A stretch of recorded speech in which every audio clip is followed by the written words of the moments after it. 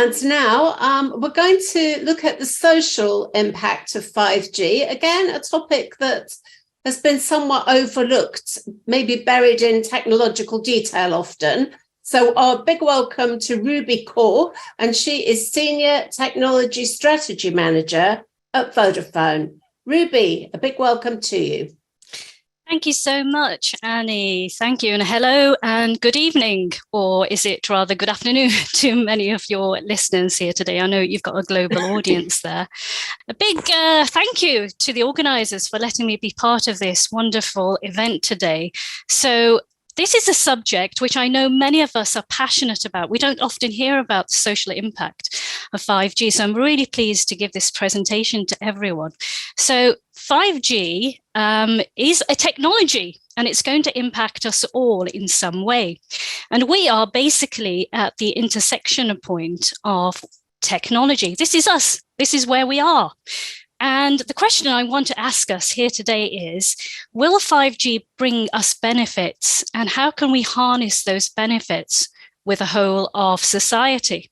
That's the big question I want to explore with everyone today. I've actually got a question that's going to come up in just a while. So I know people can't speak here, but if we could use the Q&A for an answer, which I'll be very grateful for people to answer.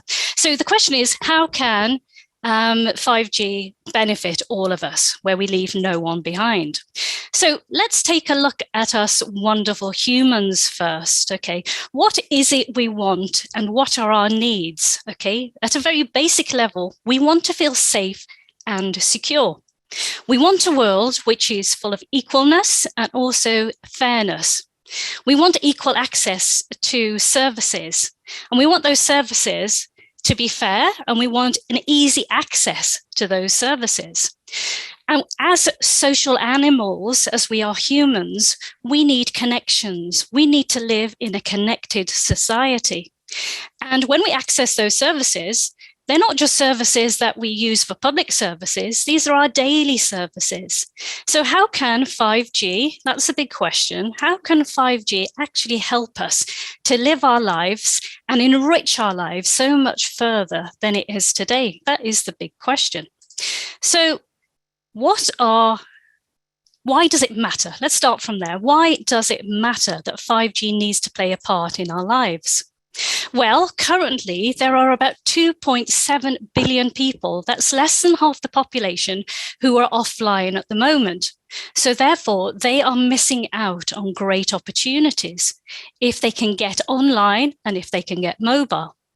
But of the population, the world's population, that are actually online at the moment, over half of them are using smartphones. And we're seeing an exponential growth of people using smartphones across the world. Now, these people and many more are going to demand better, faster, cheaper, more effective services. So we've got this pipeline of a demand of people to use services coming through smartphones. But we've also got a problem, which is the digital divide. Now, this is not a European problem. This is a worldwide problem of people who don't have access. Absolutely are seeing people using access to services through digital means, but they don't have those. And they miss out on education, on healthcare, on environmental changes, because they don't have access to any kind of technology which is online. And I've just got an example there of about 1.5 million households at the moment are unconnected. And I'm sure you'll agree that during the pandemic, we saw a big explosion of this number because we started to see digital poverty amongst many of our urban and rural areas. And talking of rural and urban areas, we can also witness social inequalities. And this is not so much prevalent in just the UK again or in Europe. This is prevalent across the world, that people who don't have access to sanitation, don't have access to food supplies, also don't have access to technology, which could actually liberate them out of their poverty situations. So technology is an enabler.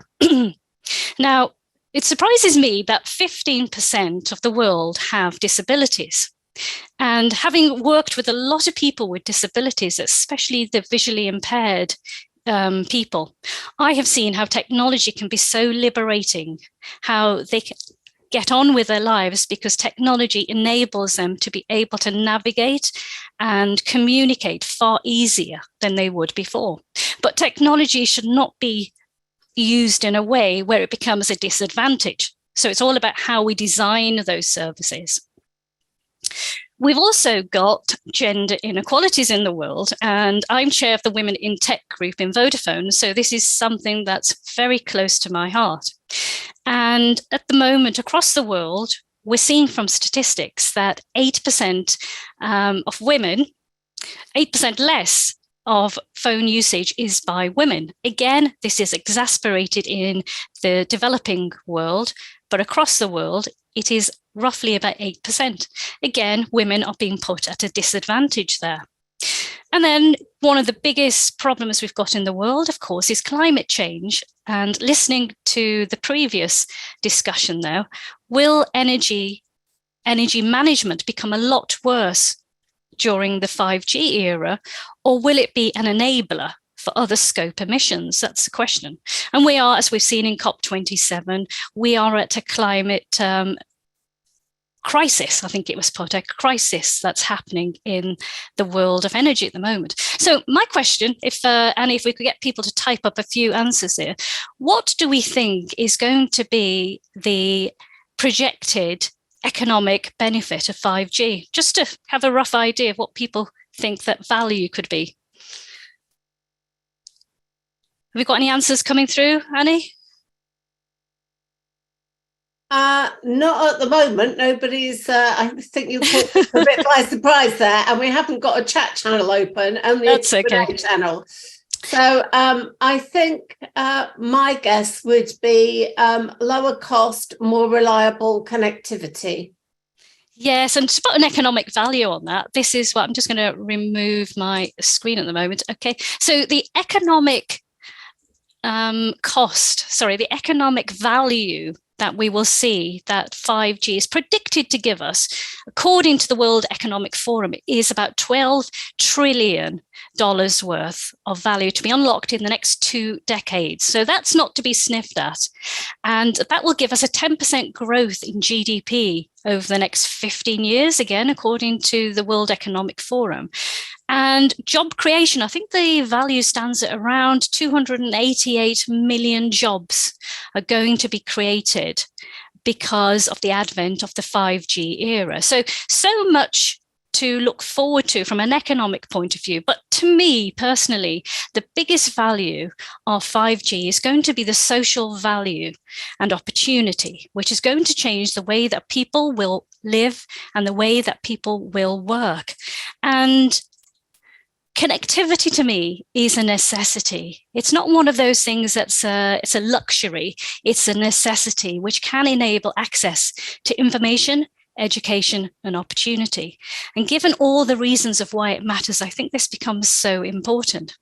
So let's take a look at the expectation of 5G. This is what we're starting to see, and this is what the specification tells us. We know that the speeds of 5G are going to be sometimes in the region of about 10 times better than 4G. So we're into the gigabit ranges here. The key thing about 5G is it's going to be ultra reliable, low latency, and we can do so much with that capability, as we'll come on to learn in just a few moments. It's not just all about speed, though. We are also going to see a lot of sensors and massive machine type communications. And these can assist in lots of the compelling use cases that will help humanity to function in a lot easier way than we could before. And one of the key things I really want to stress is that we need to leverage value streams beyond connectivity. The speed is good, the reliability will be good, the availability will be good, but how can we harness certain compelling use cases for us to build more of a connected society? Because that's when it really benefits humans. It really benefits me, you, and everyone from a social point of view. We're unlocking opportunities, not just with the speed, not just with the sensors, but those compelling business cases we could put together, those social business cases we should put together. So let's take a look quickly at some of the technology aspects of 5G. So we know that there's going to be low band, mid band, and high band. We're going to be into the millimeter wavelength. And most of the deployments, from last I looked at some of the research on this, most of the current deployments, it's a sketchy picture at the moment, most operators are putting their deployments into the mid-band range. This is where into the 6 gigahertz range at the moment. Lots of trials going on, lots of pilots. Some are being extremely effective and actually have launched in cities, but we're always seeing that there is a very mixed picture as well on what infrastructure is being used. Now, most operators will have started with using their 4G, sharing of 4G equipment in the 5G non-standalone versions of their deployments. And then we can move across to even a 5G satellite and 5G slicing for different interpretations have come about because we're using lots and lots of people in the ecosystem, which is starting to grow more and more. And what we're starting to see is there are lots of new players involved in the ecosystem because we need to use cloud services, we need to use compute services, and we need to use orchestration. So there are lots and lots of new players starting to appear in the ecosystem. And 5G is a catalyst towards 5G transformation to unlock social and business opportunity. So it's a very crowded environment, the 5G landscape is. That's because we can't just rely on the incumbents from the network operators. We need to harness better capabilities for the different use cases, which I'll come on to a bit later. So just want to talk about the service capabilities that 5G will bring about. So we're going to see faster speeds, as I mentioned before. I just quickly run through these. High availability of 99.999%. Latency is extremely important for 5G because if we want data and information to be available sooner, faster, for us to make fast decisions, and those can form in the forms of the sensors that we're going to be seeing and the optimization of the information that sensors gives us, then we can make fast decisions. And we're going to see more and more smart tech starting to arrive. And we can use that smart tech for monitoring. A couple of use cases I've got to show you in just a while. Now, security will be very much in the front of 5G because we've now got end-to-end security, especially for mobile broadband, which we wouldn't have seen so closely before. So these capabilities, real-time, greater bandwidth, availability, scalability, automation, and proximity, really important for building compelling use cases. Just come on to those use cases. I know I'm running out of time here. So just want to build up this map here. 5G in any urban or any rural area will rely on machine communications, low latency, high reliability, and enhanced mobile broadband. Just give you a flavor of some of the use cases, the social impact use cases. And I will go on to these in a bit more detail, but just give you a very quick picture of what we can harness from 5G. Telehealth, the ability to be able to run diagnostics, medical health diagnostics remotely, giving us far more of an accurate diagnostic picture of people's health. And it's going to avoid people going into hospitals than they would. No one enjoys going into hospitals unless it's a proper operation that we need. But so much of GP's time is tied up with appointments that they don't need to see if they could actually do it through remote telehealth. I'll come on to a little bit more of that in just a moment. So remote learning, everyone should have access to quality education, regardless of who and where we are. And the ability for 5G to be able to offer collaboration, offer the ability for school teachers remote from anywhere should be an absolute must, and also for people to learn in their own time. Transport will be revolutionized for public safety with these sensors and vehicle to everything, vehicle to vehicle communications that will open up the ability for us to feel a lot more safer in our cars, not just because of self-driving cars, but also because congestion reports would be much earlier to us. We'd be able to avoid hazards. Public transport would be a lot more easier to be able to be pushed information to us all the time. And that will really help people with accessibility problems, because we really do need those kinds of proximity services, which will help, especially the underprivileged and especially for disabled people that need to move around and be independent. Public safety is another big area that will benefit from 5G.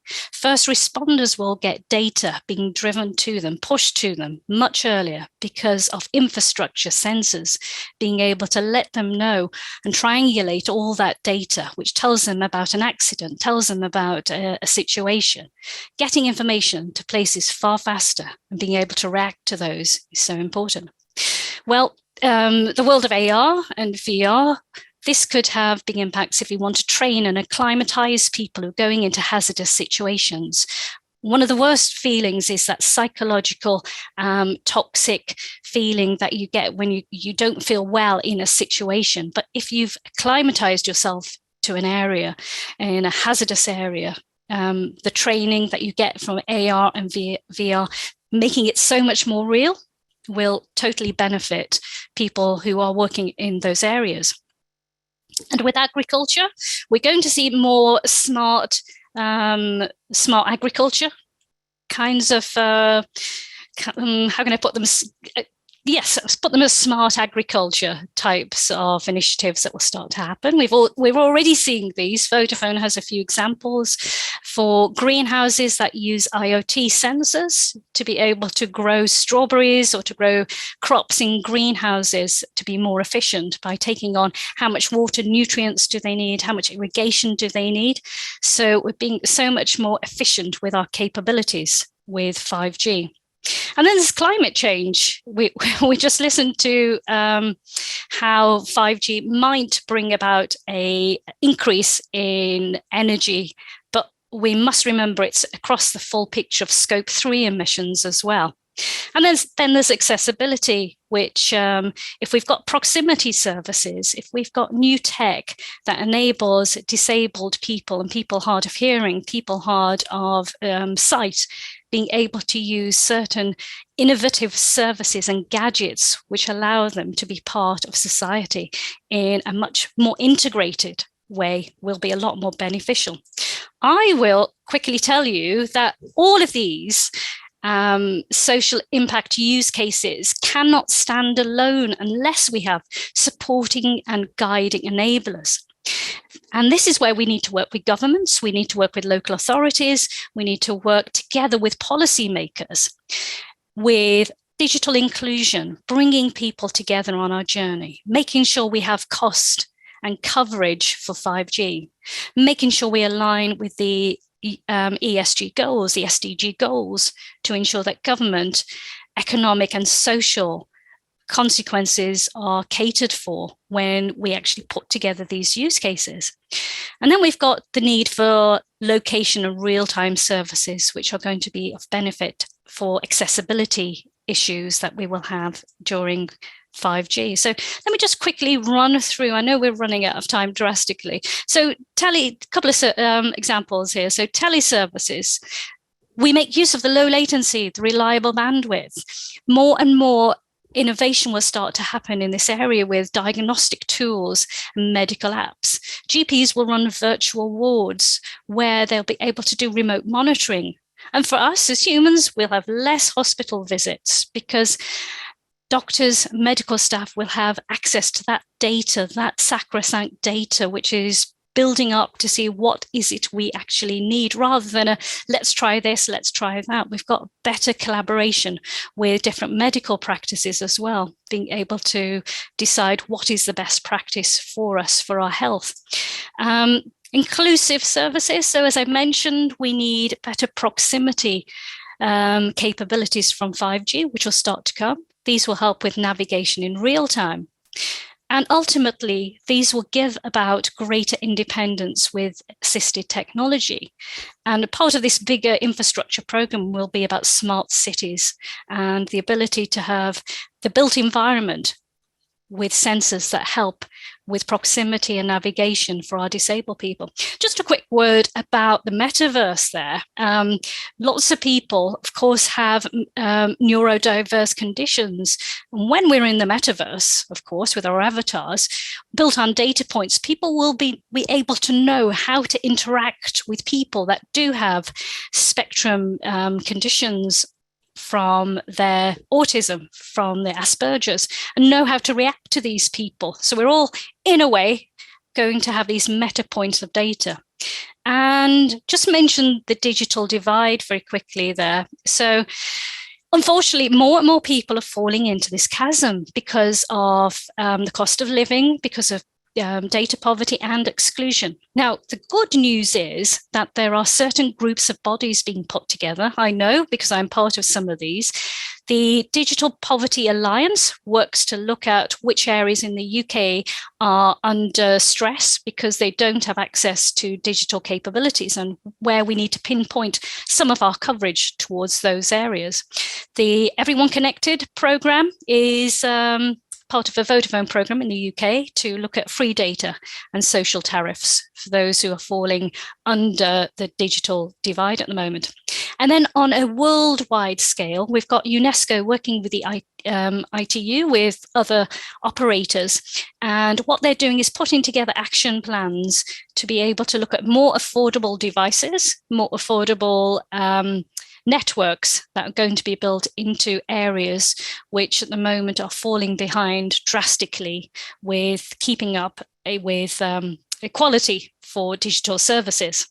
And also we've got the EU 5G action plan. So these are really important bodies that assist with ensuring that we have some capability of being equal in our measures. And finally, we've got the planet, of course, and we've got these SDG goals, of which 5G, if I just quickly show you and star them, 5G will have an impact on quite a lot of these areas to help levelling up in our UN goals. And 5G is an enabler for a lot of this. If I just focus on the energy again, the specification does tell us, but it's from what I've heard, it's not really happening that well, that 5G networks will be far more energy efficient than legacy networks because of the advances in technology being far more efficient. But because we're going to be in this world where we've got both 4G and 5G and 3G and 2G, we obviously need to do some drastic consolidation of our networks to be able to support an energy crisis that's happening at the moment. And of course, let's remember that energy management is throughout the value chain. It's not just about the energy that's consumed from our 5G equipment. It's also about the Scope 3 emission, because it will stop people traveling. It will stop people from having to make unnecessary journeys that they would not have had to make in the first place. And of course, we're being more efficient with our transport as well. So just to close, I really do think that 5G is not going to be a panacea for all our social injustices and social challenges we will have in the world. But what we can do is build people-centric 5G services. Never put people at the very back of these services. We often think about what's a business motive for doing what we're doing today. Of course, that is important.